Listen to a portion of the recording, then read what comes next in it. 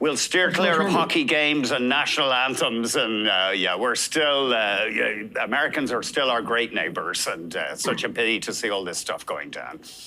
100%. What a great set of games, too. The way I see it, we beat you once, you beat us once. We should play again next week. Good one. So why are the markets down today? We did get some pretty dispiriting economic news. The consumers are still anticipating high inflation, it seems. And, of course, that can feed into inflation itself. But what do you think is discouraging investors today?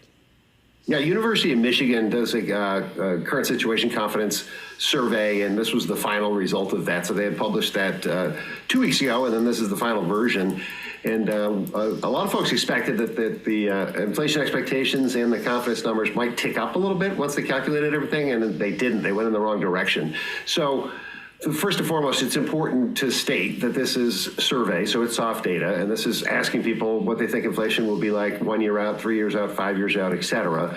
And I don't even know if I would have a good handle on that if you asked me today. And so to the extent that treat this as soft data and look at the hard data when we actually get things like the CPI and the PPI and the PCE next week as the hard data, and we'll see directionally where that's headed. The estimates for the PCE look better, but it's hard not to react on a Friday when you've had a multitude of negative catalysts during the week, the potential for some surprises over the weekend, whether it's announcing some policy changes over social media, or to the extent that we find things out on a Saturday or Sunday, which usually would be things that would happen during the business week. So we've actually seen a series of negative Fridays this year. There's only been 2 Fridays that had positive market action. One was last week. So I think investors, given enough reasons to get out of the way, and given that it's Friday, certainly is a multiplier effect to the negative reaction to markets today. It's always fun looking at investor sentiment, and you have been checking out the latest numbers from the Individual Investors Association, and it shows us quite a lot of bearishness while stocks are near all-time highs. And you say that's actually a pretty optimistic pointer for the market. Yeah, we have actually, in the AAII data, we haven't seen 3 weeks in a row where the bears were above 40. And historically, that number is closer to 28 or 30. So it's a high reading. And again, this is a sentiment poll that goes out weekly. But to see that 3 weeks in a row above 40 and within shouting distance of an all-time high hasn't actually ever happened since they started doing the survey back in 1987. So I think that when you have markets that are doing okay, in a sentiment that is very cautious or risk off, I think that typically resolves itself in a more positive, not a negative fashion. But it's very difficult because we're drinking from a fire hose of 73 executive orders thus far in the first 4 weeks of this administration. Hard to know exactly of these executive orders what will actually come to fruition in terms of new actual policy. So I think investors are taking this sort of wait and see attitude.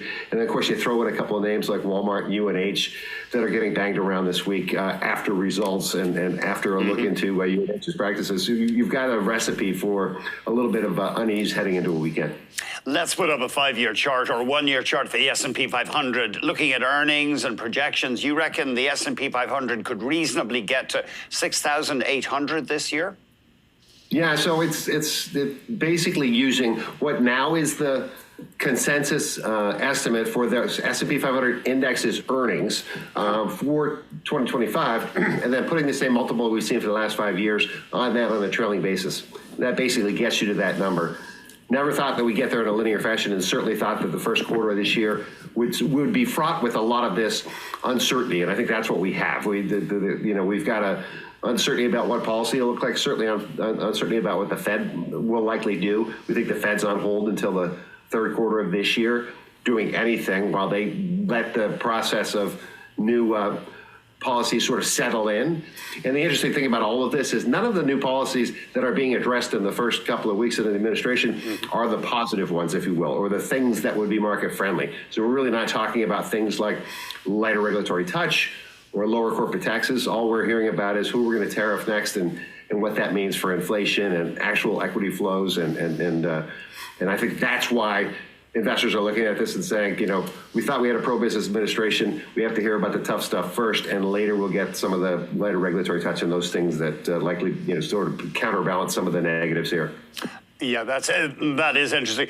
What about gold nearing record highs? Maybe we can put up a one-year chart for gold. Is that a worrying sign that investors around the world are nervous? I know that we did hear just a few days ago, Bank of America said global investors were happy taking on risk. But what about that big move up in gold?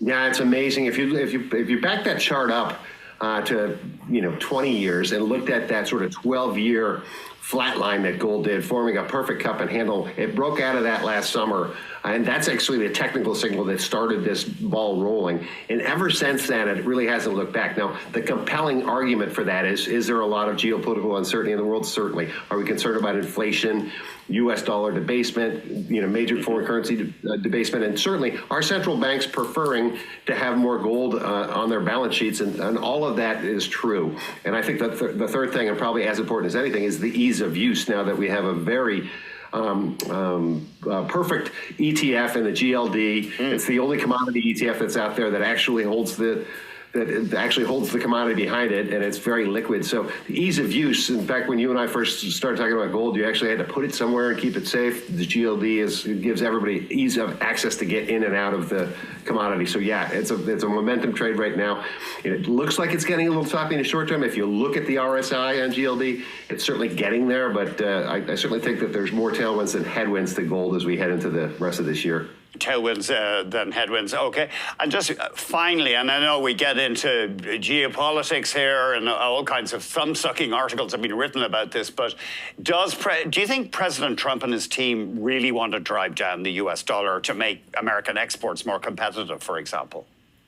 No, that is something that they would never say, and typically that is also something that they have very little control over, unless and until you sort of think about the level of debt per GDP and our national debt and things of that nature, the things that they actually can control through austerity. But no, I don't think it's ever going to be the intention. I think what they'd like to see is somehow make the budget of the federal government a little more productive and perhaps a little leaner, and I think that's what they're attempting to do now, trying to wean out places there to work on things that way. But unfortunately, what they're doing that for is to justify extending corporate tax cuts that they put back in 2017. So there's got to be a pay for, and it's certainly not going to come from tariffs, and it's certainly not going to come from saving $2 trillion in the federal budget. So I think that, at the end of the day, I think that we're going to hear a lot more about what they'd like to do and see a lot less of what they can do.